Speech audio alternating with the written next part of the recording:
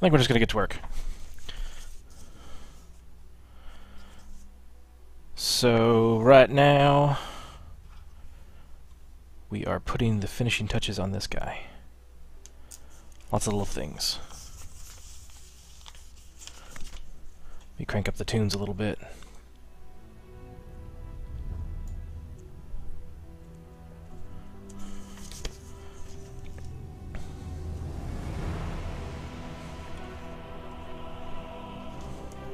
If anybody has any questions or is new to the stream, please shout out, and I will answer anything for you as I see it.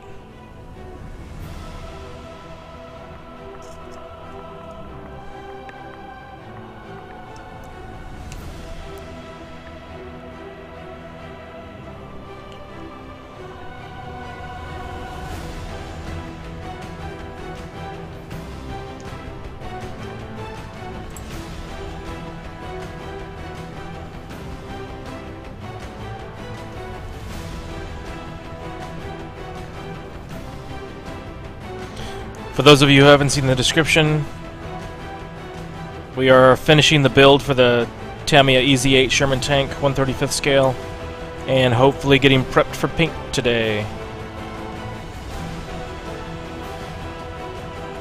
We should be able to do some decent paint work this week.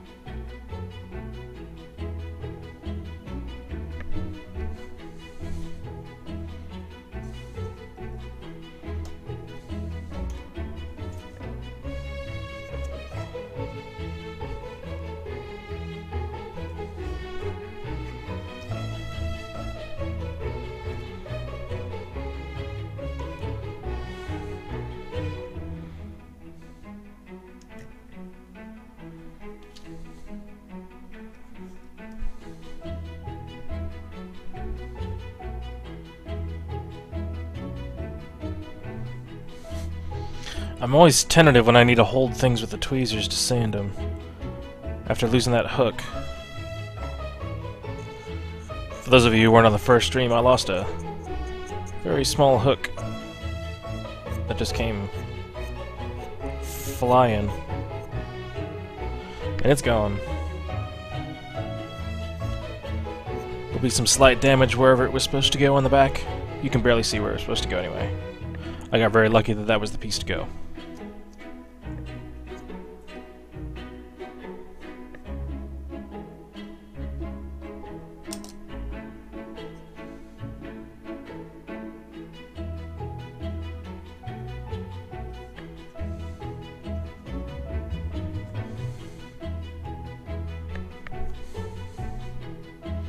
Sorry, I'm gonna keep on looking until I make sure that I can actually see the chat window.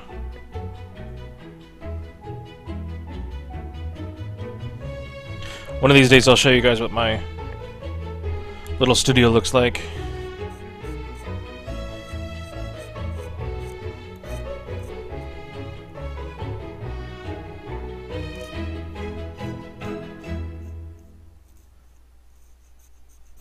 Might surprise you, but this is a very tiny apartment.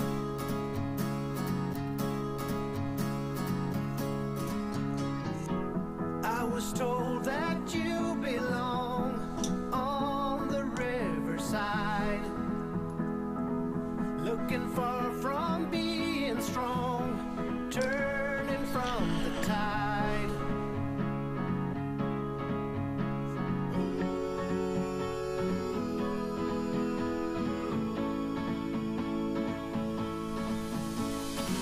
I went down to see you there. Your eyes were dark and cold.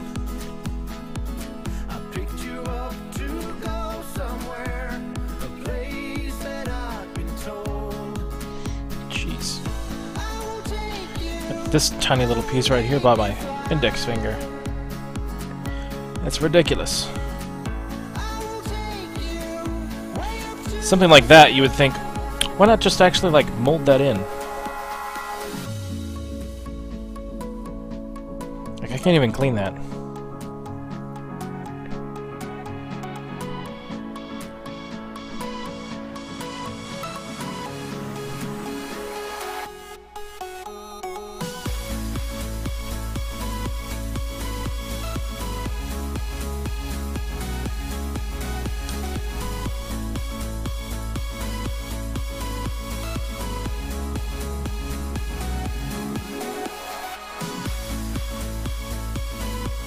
Ah! Yeah, I can see this thing disappearing. That's ridiculous. Oh yeah, it might not be available for the streams this week, but I did order some black construction paper, which we'll be able to replace this shiny mat with, and black gloves. I probably won't wear the gloves while I'm working on stuff, like building, because that would be a little bit weird, but I will be using them for painting everything, and that should add to the extra contrast, and hopefully if you see zooming that goes in and out, or focus, that should fix that problem too. It's all the little things, guys.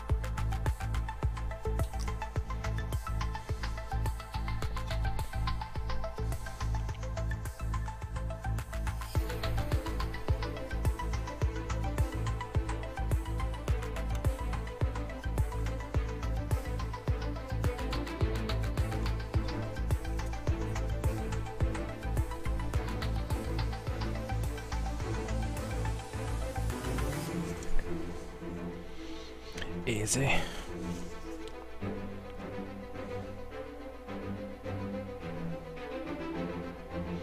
Alright, so they're already talking about putting the hatch on, which we're not going to do. That's we're saving for later. So let's go to the back.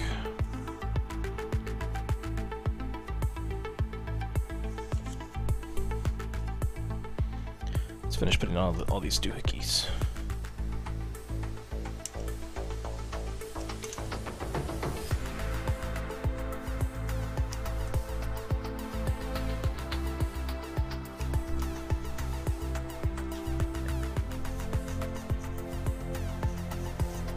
So in Dallas tonight, there is a somewhat of a chance of getting some snow / some rain, and then it's going to be like super cold, like in the teens tomorrow, which I'm kind of excited about, because if that happens, then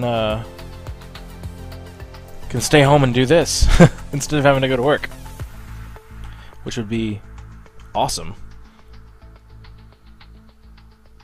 I don't know that I would live stream. I probably would live stream more than I would that in the evening. But I've got 2 other projects going on behind the scenes that'll be in videos. One of them is exclusive to Patreon, which is a very interesting garage kit science fiction spaceship called the Orb Ship by Scott Robertson. And then I am starting the 1350 Pearl Harbor, Arizona.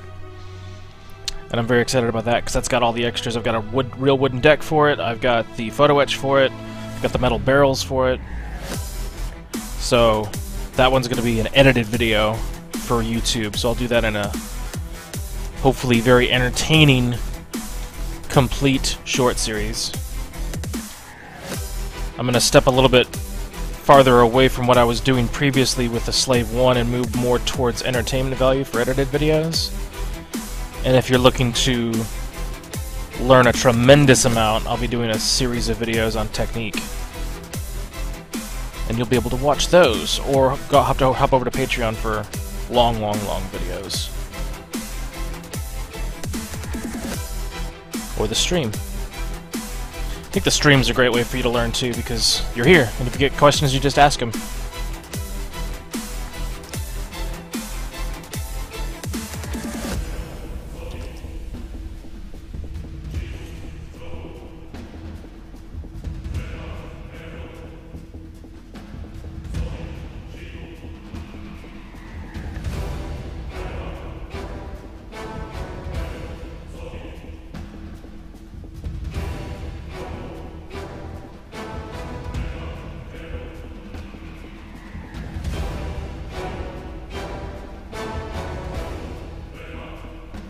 Yeah.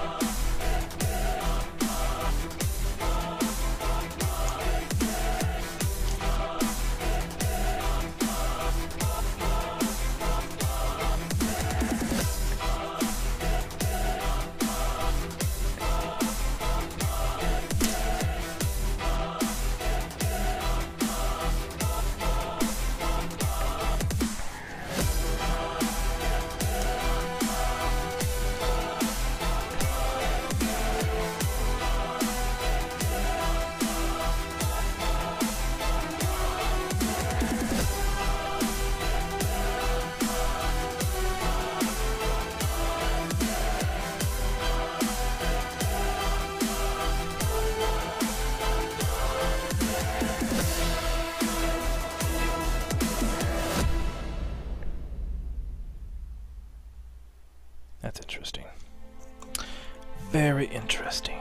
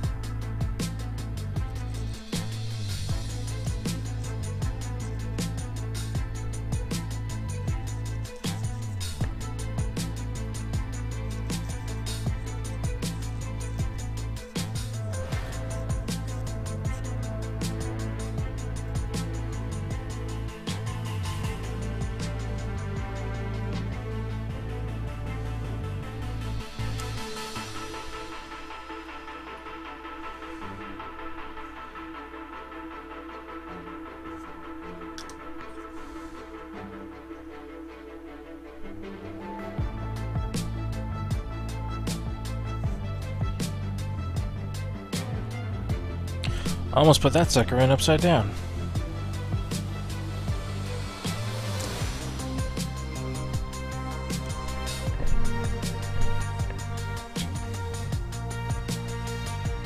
Ooh.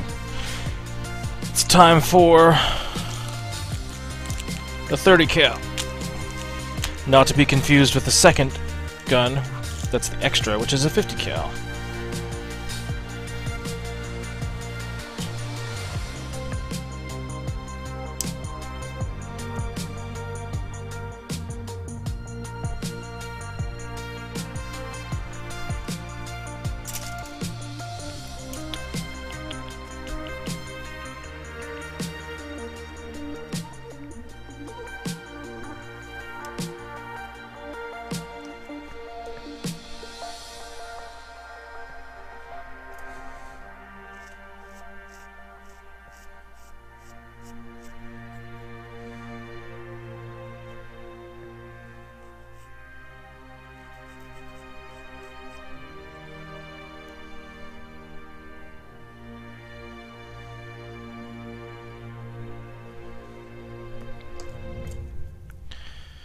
For some of these mold lines, they're faint but they're annoying.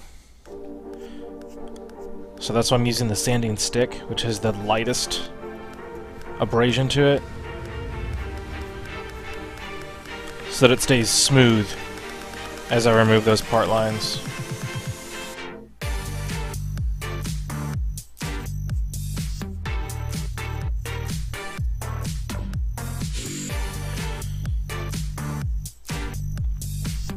I'm going a little bit more overboard on these pieces just because they're, to me, hero objects.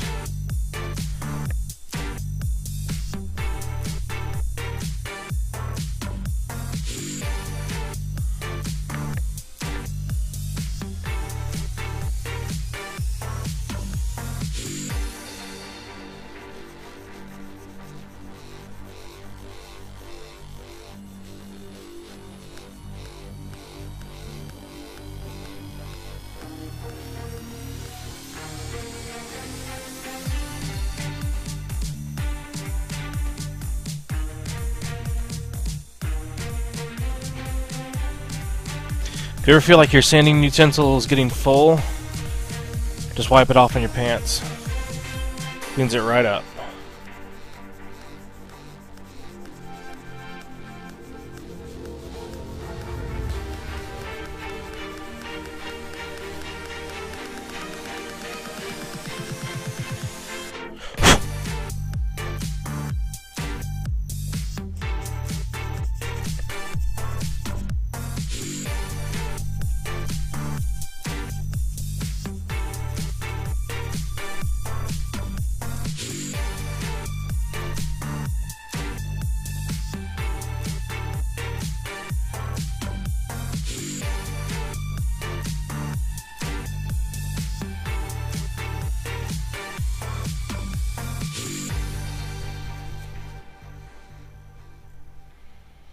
Alright, so the tricky part of this gun is that there is a faint mold line along the actual barrel itself, which is why a lot of people choose gun barrels as one of the things to upgrade and get the brass ones, because they're hollow and there's no mold lines. This is a nice gun though, and I think we can get the barrel nice and smooth.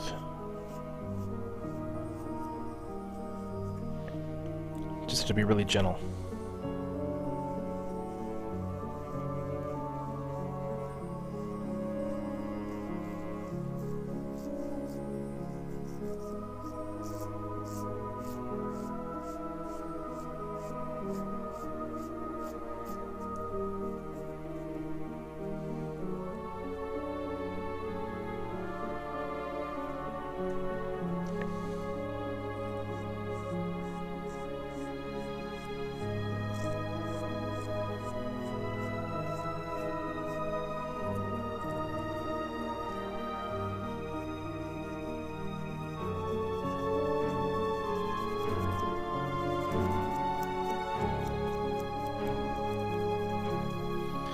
This is a very similar method to what I did for the actual tank barrel.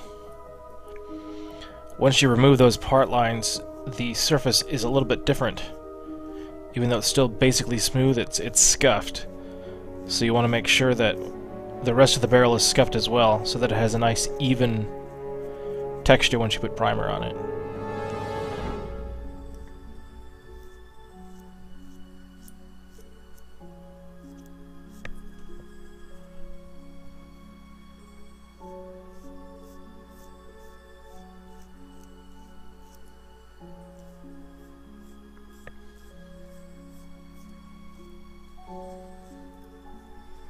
There we go.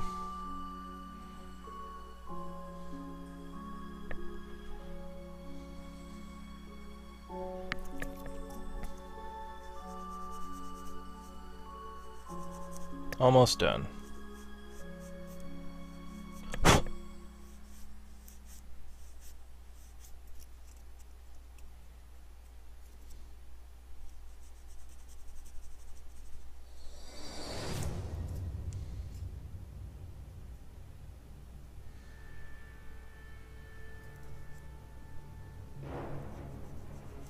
Sorry if that's not in focus.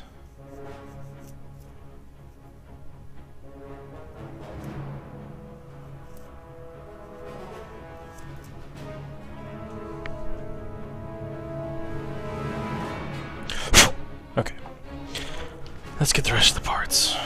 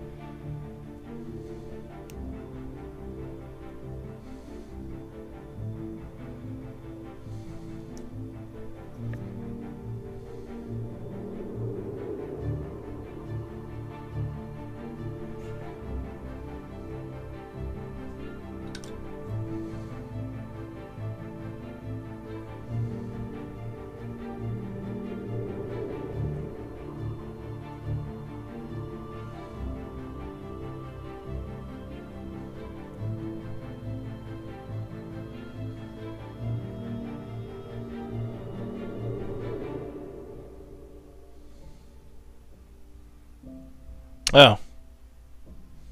If you want to airbrush, so I airbrush with acrylics, and I don't have a lot of issue with it, but that's because that I learned how to do airbrushing with acrylics.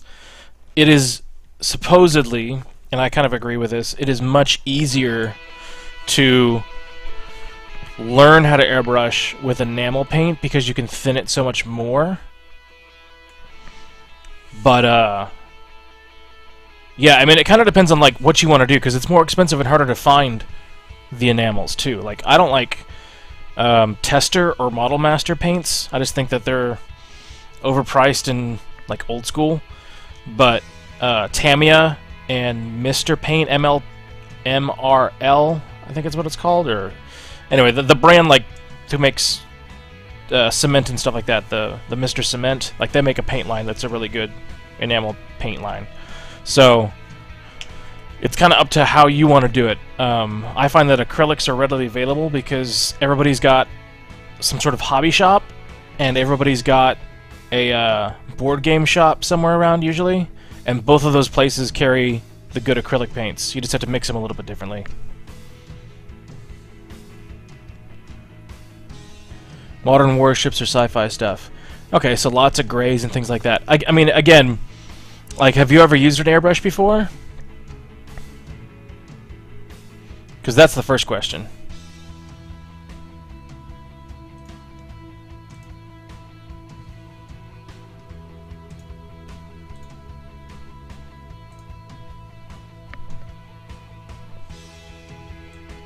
Sorry, I'm moving the chat so I can see it. It's perfect in the window where you guys are seeing it, but for some reason my TV doesn't pick it up very well. Number 4.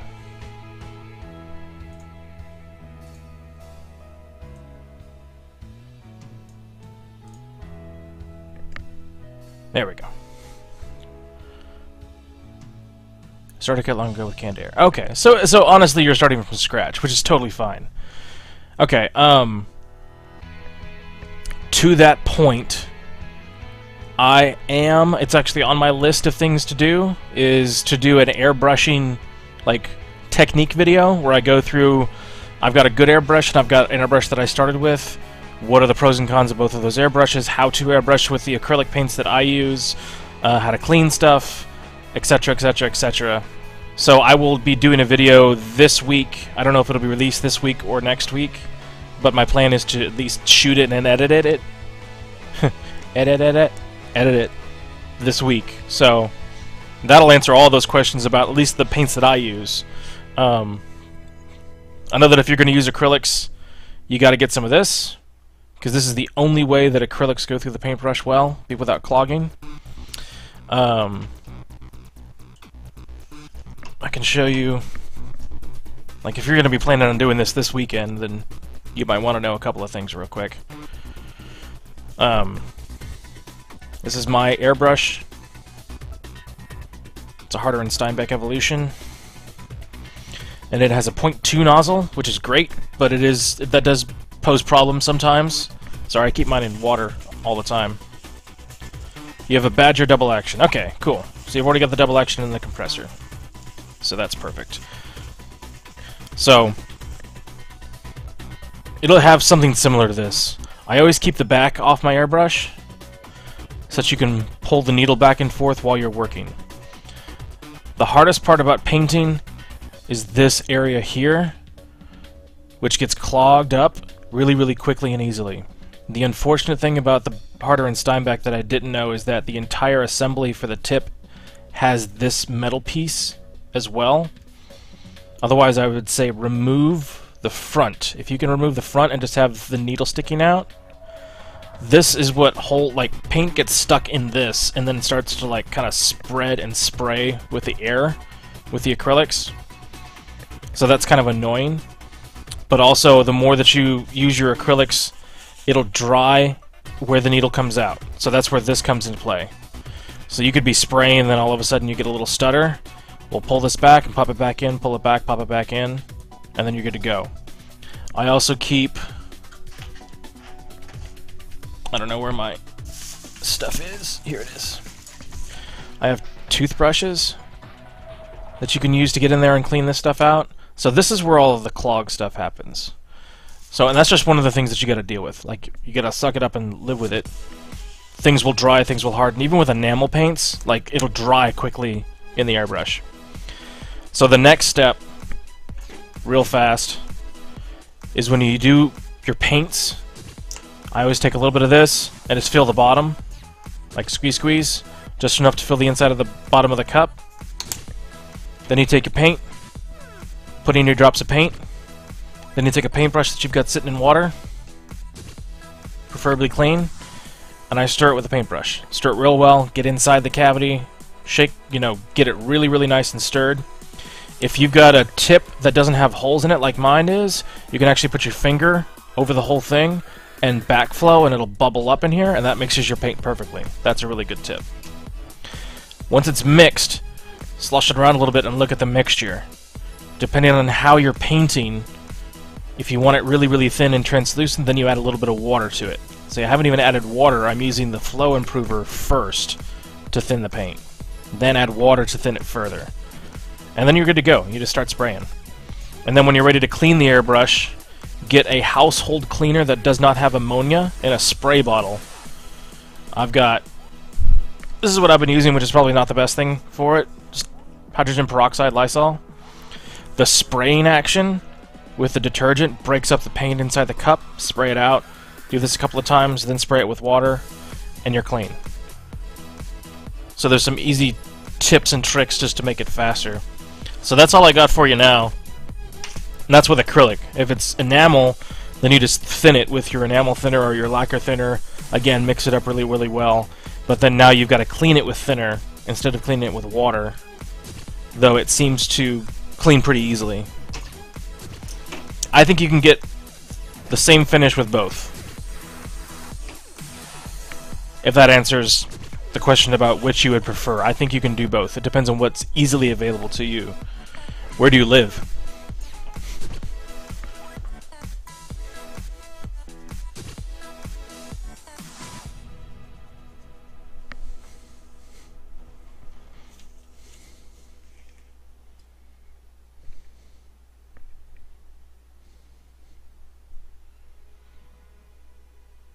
To me, yes, just because of the cleaning part. It's so much easier for me to clean. I don't have to worry about the thinners. And also, like, I'm doing this in honestly, my bedroom in my apartment. All of this is set up, taking up half of my bedroom. And I don't want to have to mess with filtration right now. So acrylics provide you with a way that you don't have to wear masks or filter, spray booth, that kind of thing, because the fumes aren't pretty much non-existent. Like, you still need ventilation, like get a fan going, but like I don't have to have a big booth. I will eventually because I want one, and because it's something that's good to have, even while doing acrylics. But it's not required. Like, if you're going to be doing enamel paint, like, you have to have something to pull that fumage away from your body. Otherwise, it might take a couple of years, but that does get in your lungs. That's not good for you. So that's what I'd recommend. And if you're just starting out, what kind of paints do you use right now for like paint brushing, like actual brushing? Kind of give me an idea about what you've got in stock and what you're looking to buy. I don't know why I took that off. That was completely the wrong part.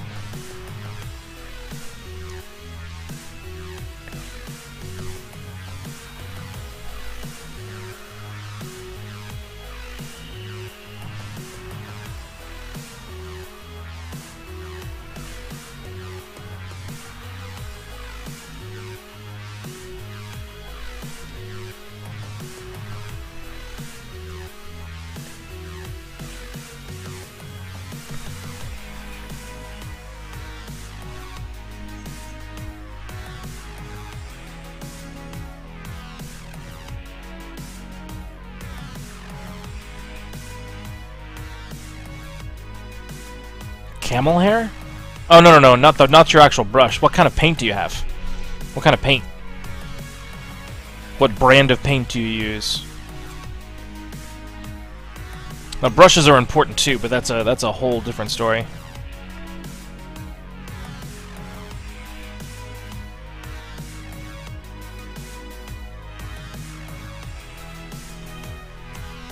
Oh, nothing. You have no paints. Oh, sweet. Okay. Are you in the United States, or are you in Europe?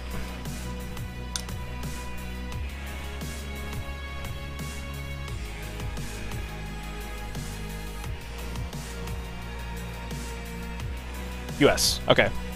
Alright, you've got a couple of options. The stuff that's most readily available is going to be Reaper or Vallejo, if you're going with acrylics. Alright, this is probably the most popular, but there are better paints. And the paints that I would recommend are going to be AK Interactive which just came out with a full color line of paints. They're in Europe, but I think Sprue Brothers and one other company that's a US distributor sell them, so they ship pretty cheaply. Or they're shipped from here in the US. So AK Interactive is one. Scale 75 makes a great set of metallic paints, though AK Interactive makes the best real metallizer paints. Those are what I would recommend if you're starting from scratch. I'm hoping to update all of my, old paints, my Vallejo paints and my Reaper paints to AK. I want to start using AK exclusively because I love their paints. I love their weathering pigments. They've got everything that you need.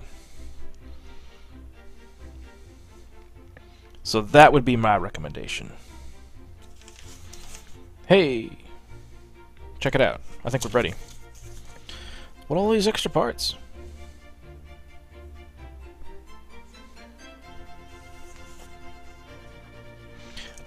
I'm going to go through these instructions one more time because I feel like I have a lot of extra parts.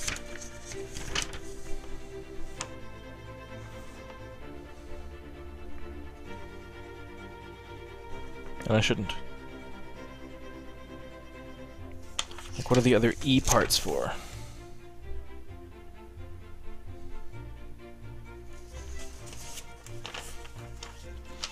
It looks like we're going to have time. It's only 9 o'clock. It looks like we're going to have time to possibly do a coat of primer on the main bodies, which is going to be awesome.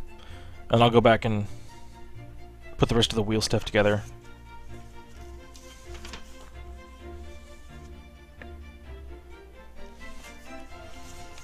Yeah, man, I think we're just about done.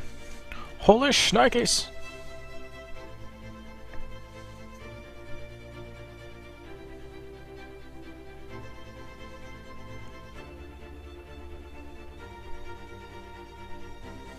Yeah, no problem, man. Again, like, I'll be doing, that was actually on my list of things to do. I will be doing a tutorial on airbrushing, and I'll go over all the stuff that I've got. There are a lot of people, honestly, it's kind of a controversial thing. There's a lot of people that be like, you must use enamel if it's your first time, because it honestly is a little bit more difficult to use the acrylic, but it's easier. Like, it's a more frustrating process, possibly, just because of the clogging, but it's easy to unclog because it's water. Everything's water-based, everything's clean. So I think it's just easier just to do it the hard way first, then everything else will be easier. And I didn't even know it was the hard way when I learned. I was like, I just want to use the paints that I already have without having to buy more paint.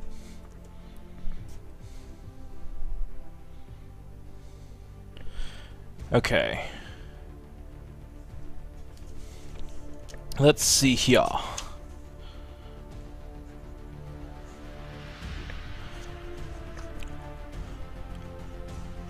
So I believe we're pretty much ready.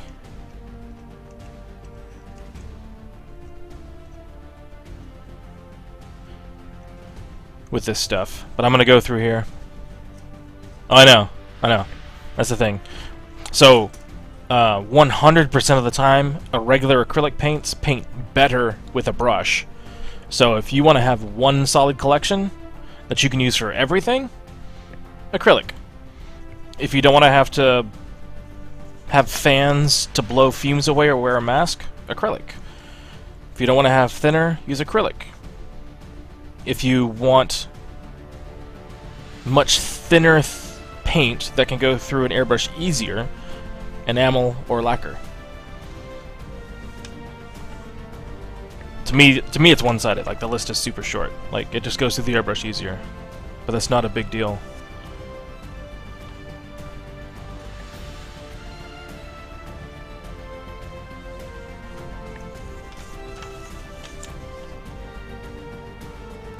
These are the things that I'm really looking forward to when we have a bunch of people here on the stream, because then we'll have some very interesting conversations. And it's not just me being like, I think it's this. Like, everybody will get involved.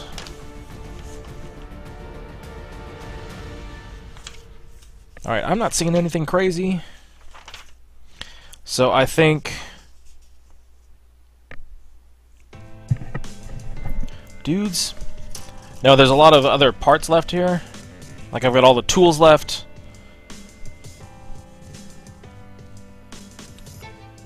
some weird parts, but most of it's all wheel stuff.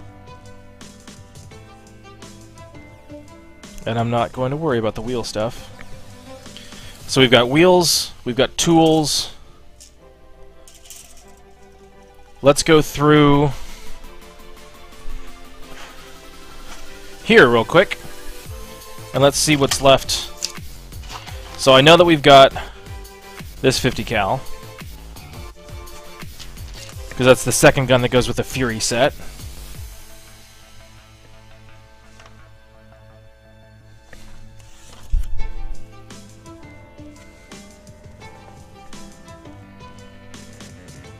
And they put... Or maybe I'm lying. Maybe the 50 cal was what I already put on, and we need to put 30 cal. I think that's what it is. Yeah. Okay.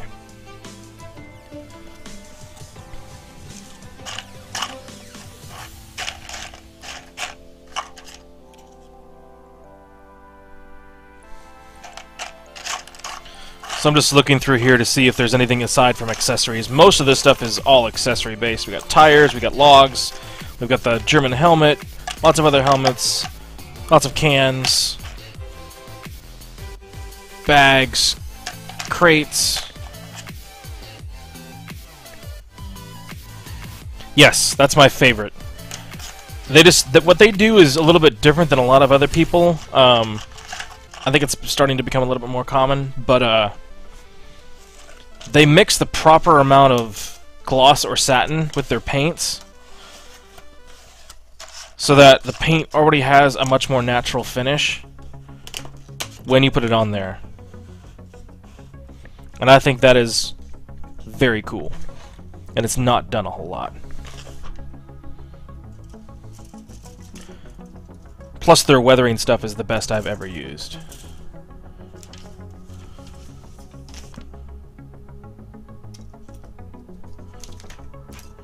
Where did I put that last sprue? Ah, there it is.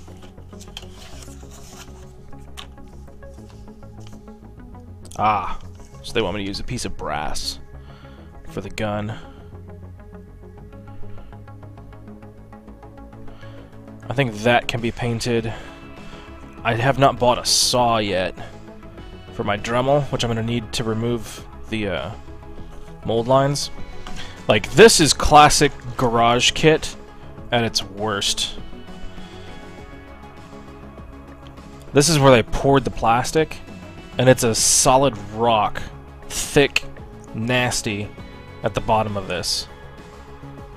So that means that you really hope that it's hidden, but if it's not hidden, like, I literally have to re-sculpt it after I take it off.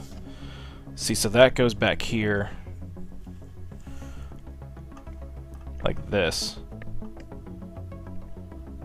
And then it's covered over with the boxes, luckily. But that's just terrible. Like, you don't do that. Some of them are horrible. Like this set of boxes right here. Like, look how thick that sprue is. It's just stupid. Like, I literally have to go buy a circular saw blade. Not a cutting disc, but a circular saw disc for my Dremel, so that I can cut these off carefully enough not to split the resin. Crazy, crazy.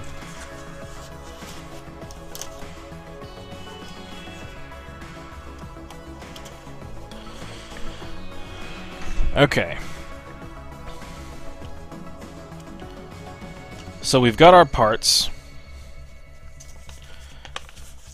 Let's see. Let me think here what the best way to do this is gonna be.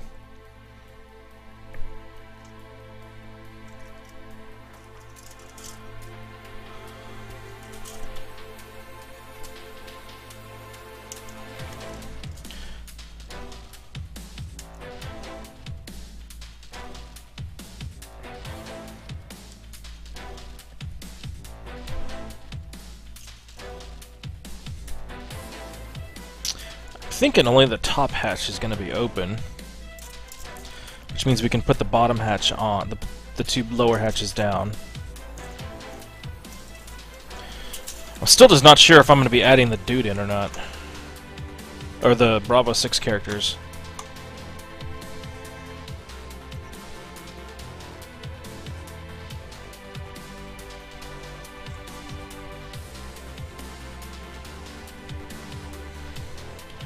go, though. Pretty cool.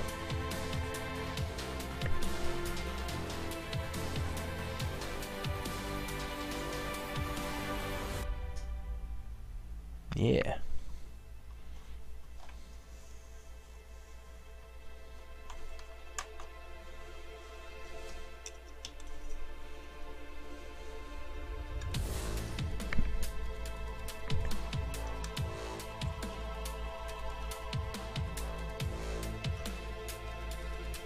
I think we'll end up painting without the barrel on.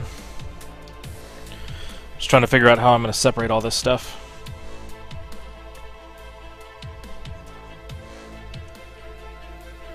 So we could have those guys open if we wanted to.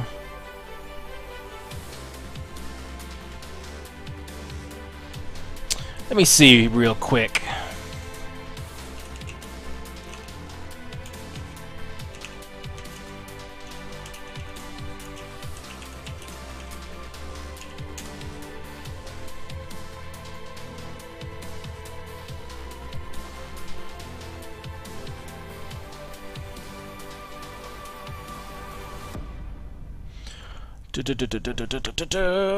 Bravo 6 Fury.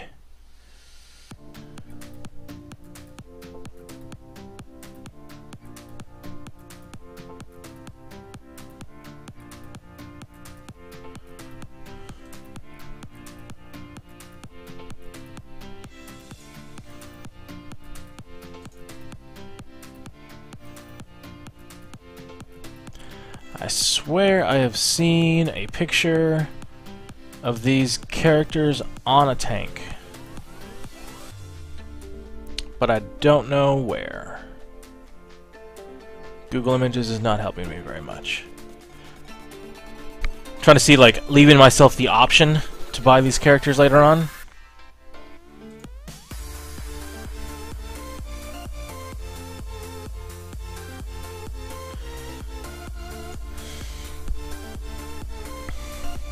I think there's nothing to see in here. So let's close them up. Because that's another consideration, like, I don't have a interior.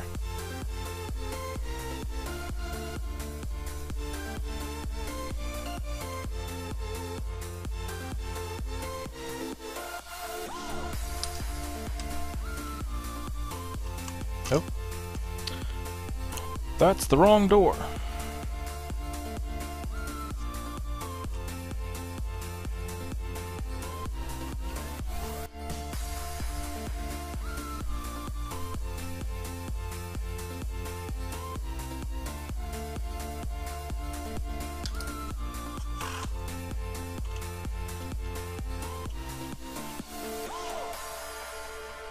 Okay, so that's on.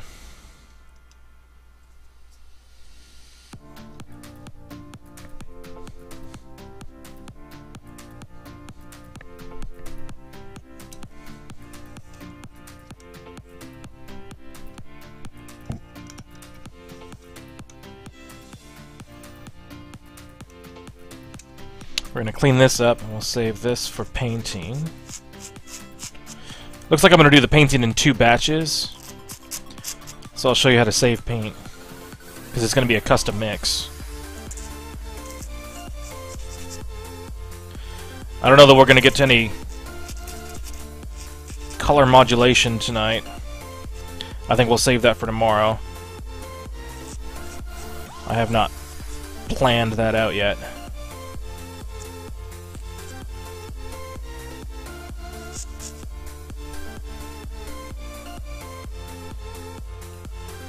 Okay. So, like, all of these things, once we get them all put together and cut up and etc, etc, etc, will get put onto sprues.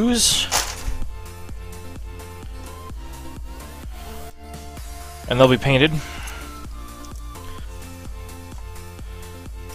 So let's get all of our tools set aside over here.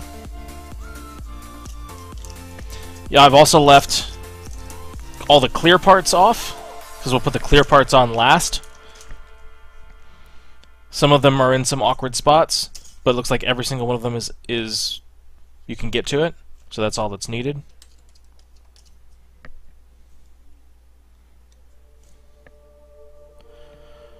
We're going to paint that in a separate batch.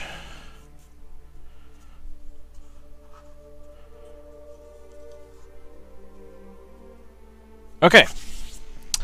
I'm going to mute myself for a minute while I get everything set up, and we're going to get to painting.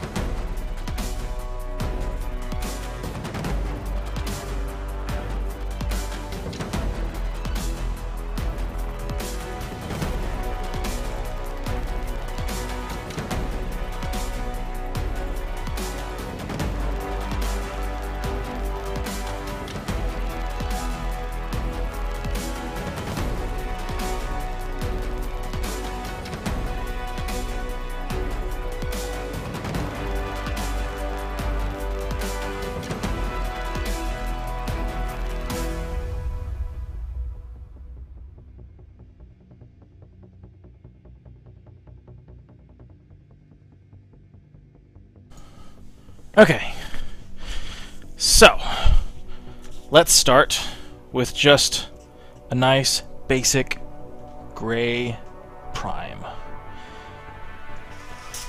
And I'm going to put down another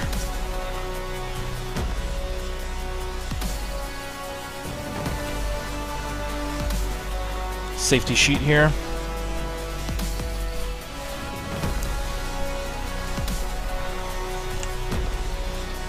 Alright, so like I was saying before, filling the bottom with flow improver, shaking up my Vallejo gray primer, surface primer.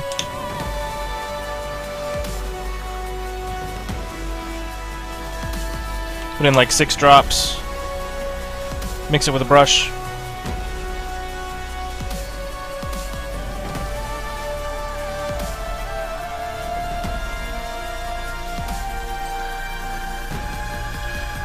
Sorry about the compressor sound.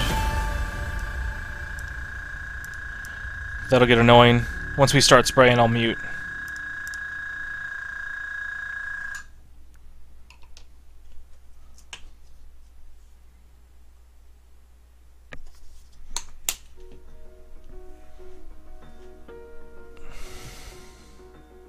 And I'm adding just a little bit of water. Just a little bit. I'm getting chocolate milk. I know a lot of people say, like, get the consistency of regular milk. That regular milk is what you're going for if you're using if you're using enamel paint.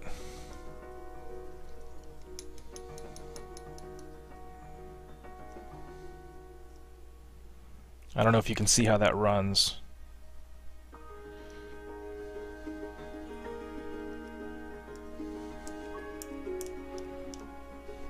And honestly, the best thing you can do is spray it off. Try it.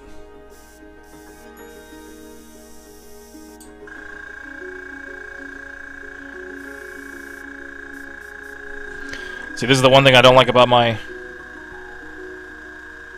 airbrush, is that it instantaneously is attaching to this, which sucks.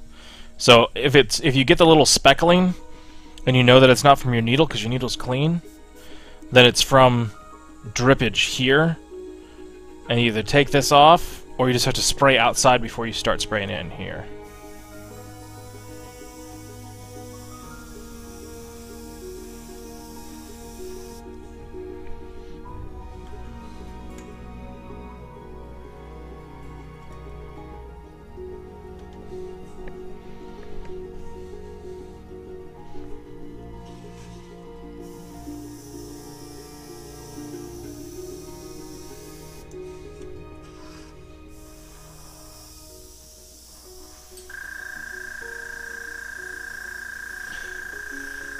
Your first coat of primer and your first coats of paint are not to fill in the entire piece. All you're doing is trying to provide a tack coat, is what it's called. And this is a coat layer that makes the paint stick.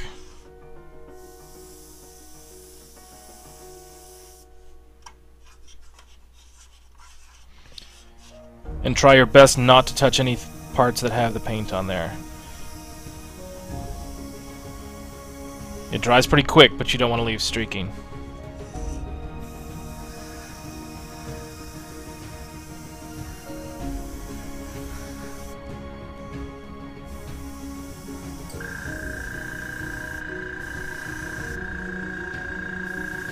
Again, I apologize for the sound of the compressor.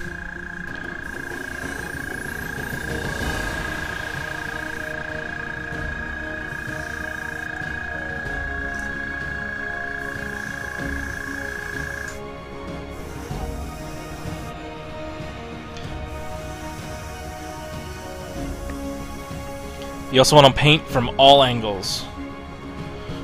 That makes sure that you get into all the crevices.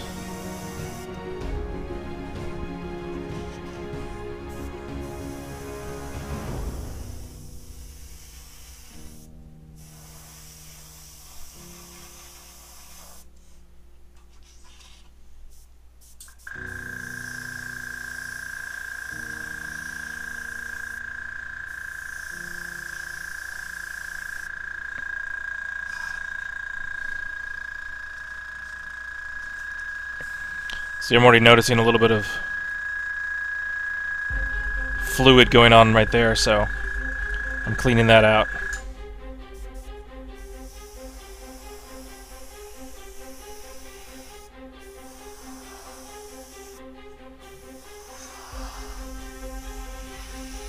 You might also notice that I don't really start airbrushing on the piece. I always start outside the piece and work my way in.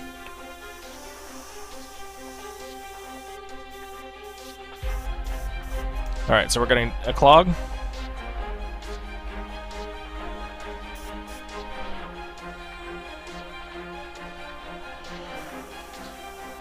So we just clean it off and get back to work. The best thing for it is just to know that it's going to happen.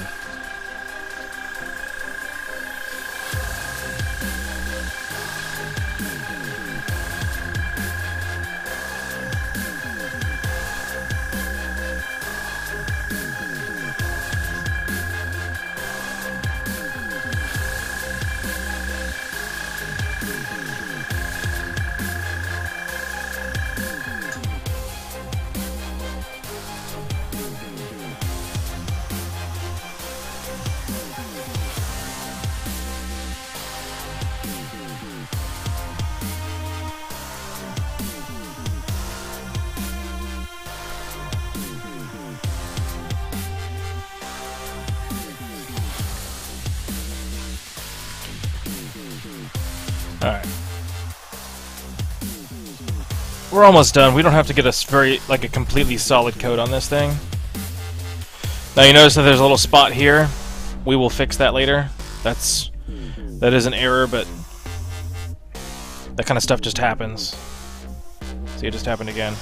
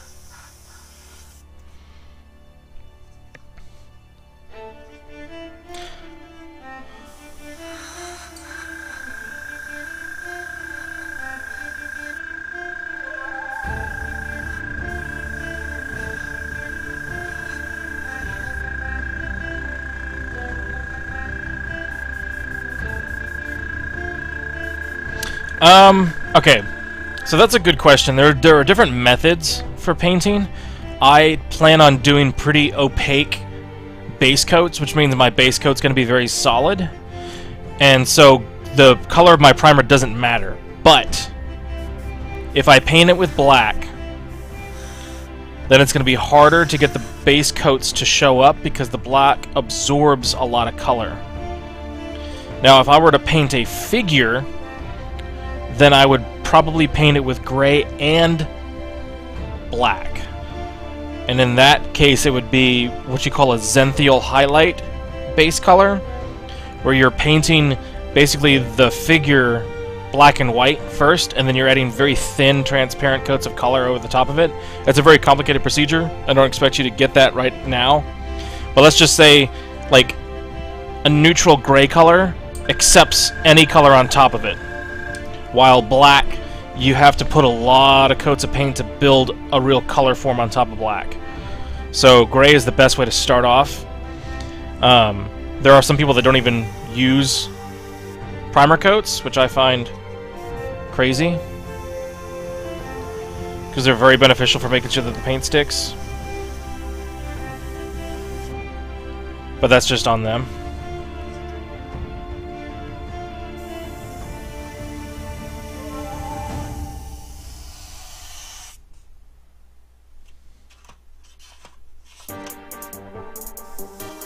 But primers come in all kinds of colors too. Like, there are green primers if you really wanted to go that direction, and that would be fine. I think it's easier to learn if you're consistent, so I would choose gray to start with.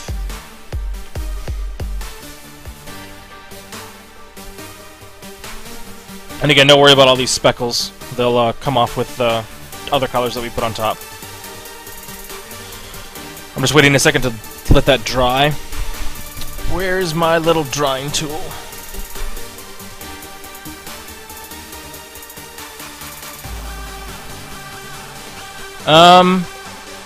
It depends on how complicated you want to get with the paint job. Because with the Russian submarine, you could do some highlights and shadows with the paint. In which case, maybe you start off with a gray, and then you add black to it, and you just go darker and darker. But if it's going to be black, then you could start with black, get all the shadows in there, and then go lighter with like a black-gray, like just a tint off of black, and that would be your base color, something like that.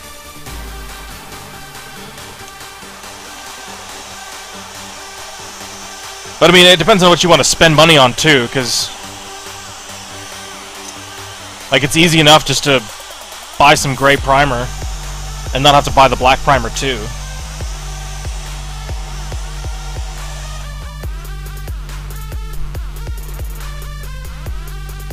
Sorry about the noise. So, cool trick, like heat guns and hair dryers actually work.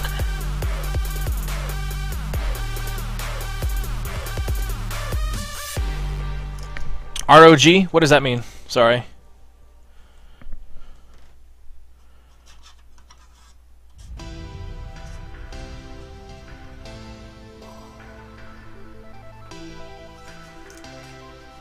Oh, as in Roger. Gotcha.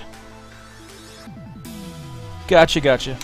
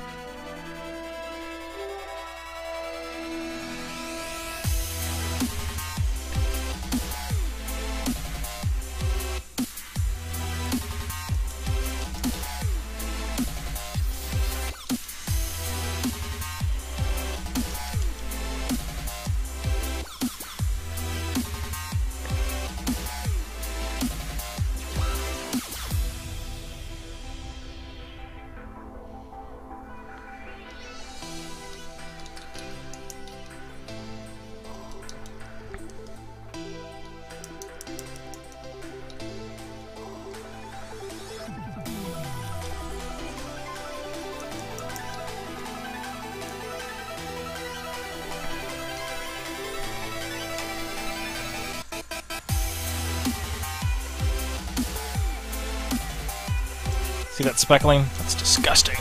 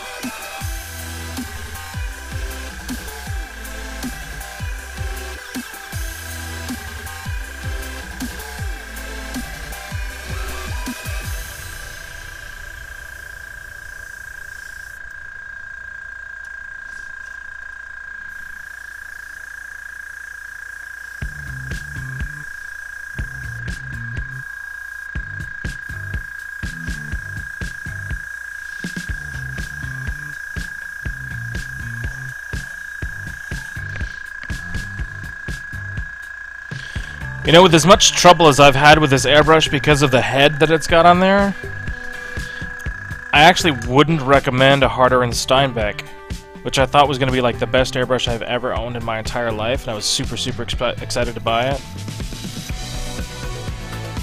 Like, I'm almost of a mind to go back to the recommendation, which is an Iwata Eclipse, which is a major workhorse airbrush. I just can't believe you can't change this tip out. It's so annoying.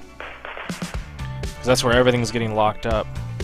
That's what all this spray spurt is for.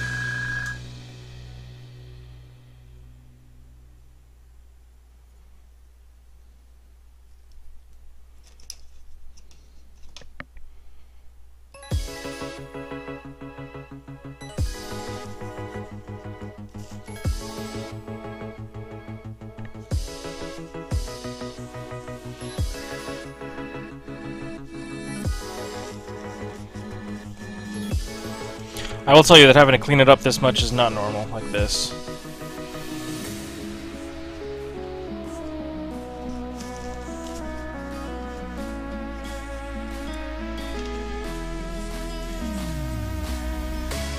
Usually, you don't have to clean it up unless you're going in between colors. This thing is just giving me fits.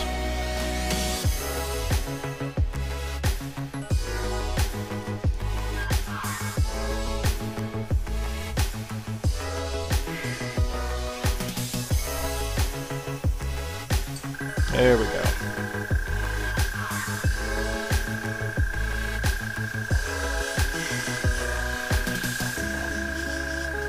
And now it's working perfectly.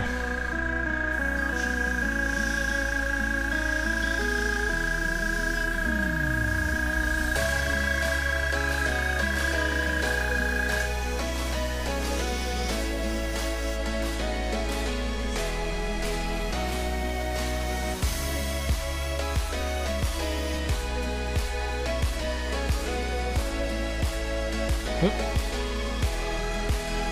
We lost a door.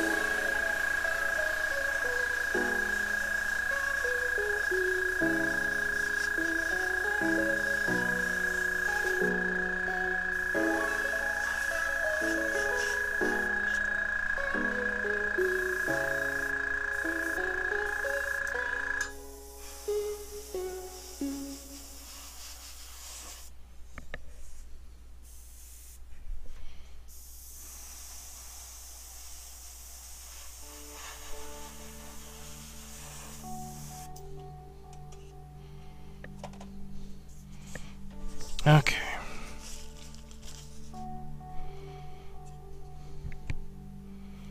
My word. What the fuck?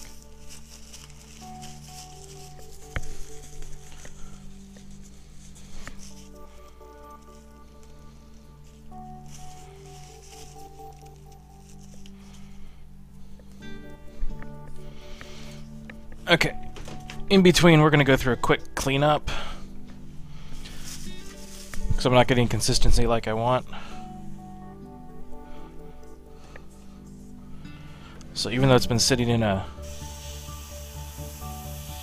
thing of water, it's just acting weird.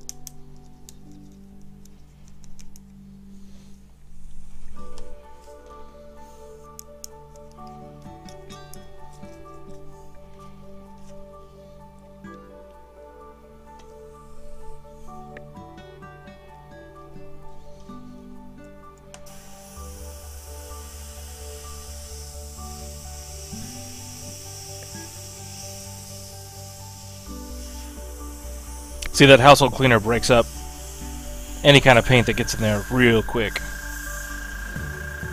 It's amazing stuff.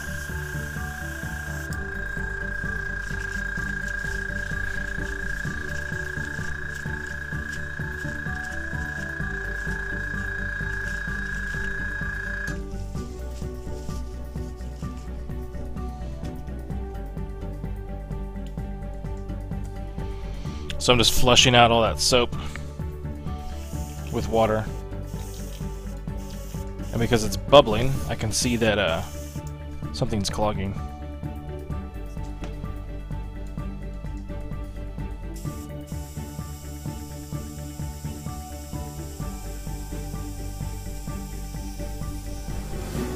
So I pulled the needle back and now it'll just spray out because there's no control over the double action. That way if there's a little paint chip, which might have been causing all the issues, it's now no longer getting held up by the needle.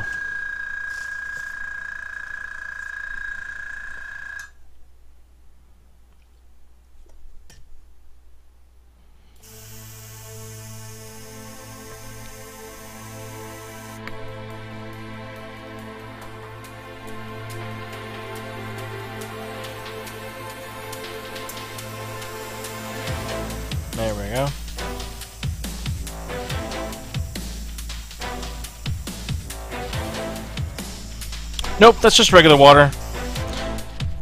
I know that there's a lot of recommendations, at least in the past, like when I was growing up, that was always like, use distilled water, use distilled water. You can if you want to, but I've never had, like, it's not gonna clog because your water's not distilled. Like, that's not the issue. The issue is you've got paint somewhere where it's not supposed to be.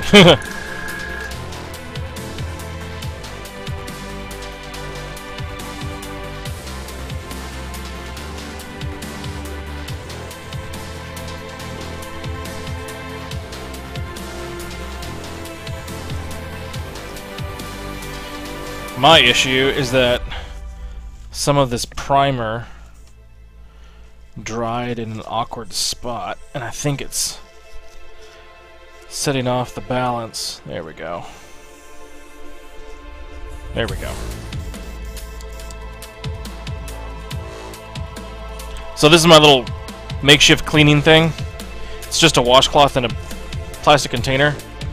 You can buy a cleaning station that has a little filter, so you can spray right into the station. Doesn't matter what you do. It's just nice to have a spot where you can drain, tip it over, all that kind of stuff. Alright, let's try this again. So we got like one more coat of gray to do on this thing.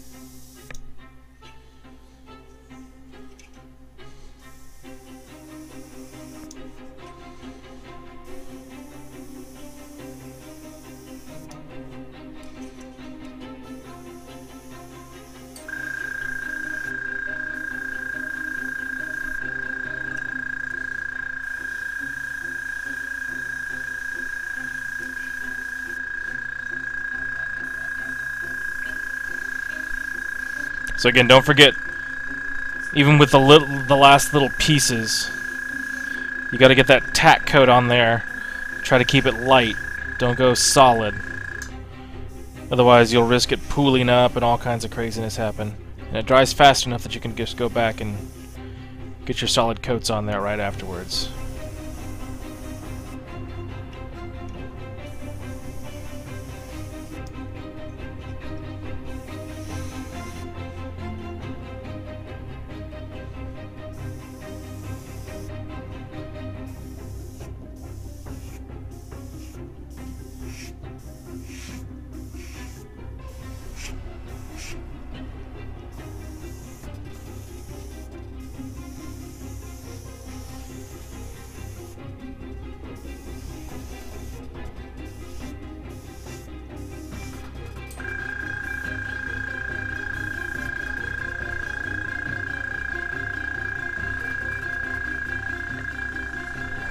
That sucker looks pretty good.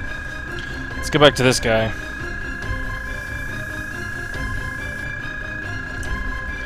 Try to even some stuff out a little bit here.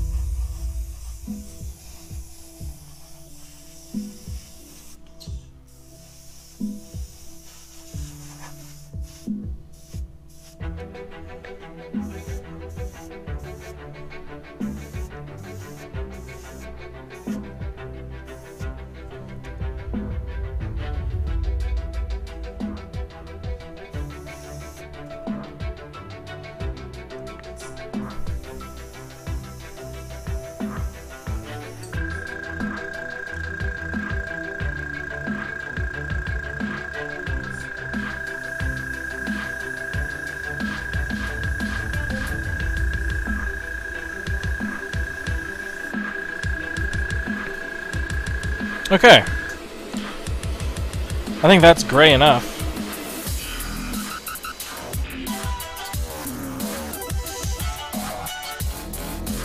Again, the rest of it we'll put on sprues.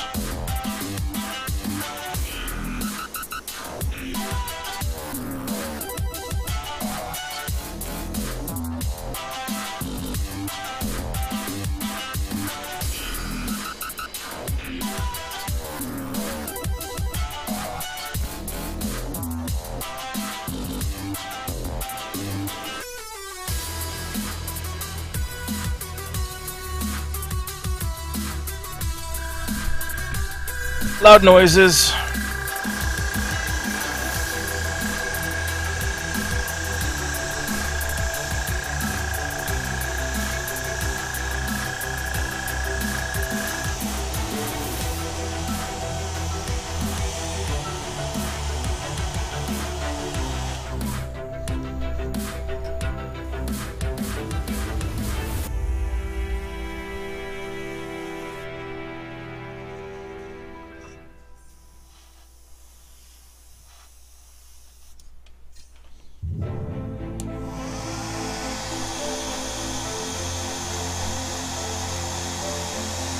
See, that primer dries real quick, especially with the nice light coats. Like, I just barely tapped it, and it's dry.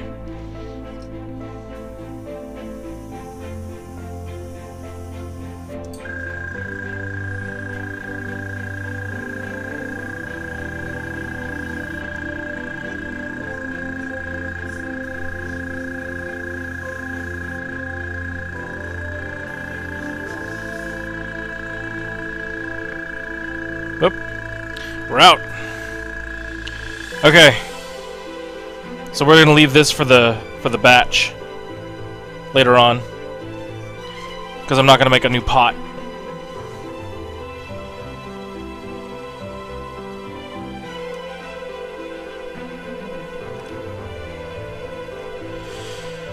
So that, I think, my friends, is where we're going to leave off for the evening. So you got to see some really interesting stuff.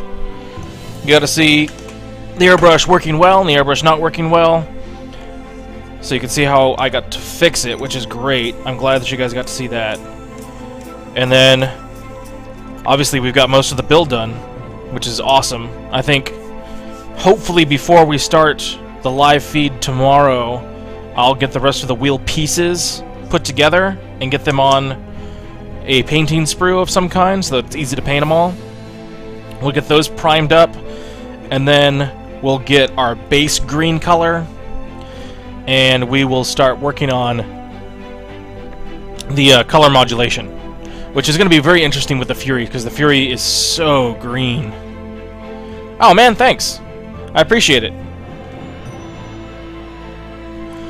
Yeah, I'm hoping that it just keeps on getting more and more entertaining the more that I learn about it, you know? Because right now, there's so much learning involved in just figuring out how to get the video stuff to work, and, you know, how to continue to talk while I'm working, and where the camera goes, and all that cool stuff. So, as we get going, like, it's going to get more and more fun, and I've already got a couple of these little, like, interactive things going on the side where we can play games. We'll be able to do a lot of different things just on screen while I work.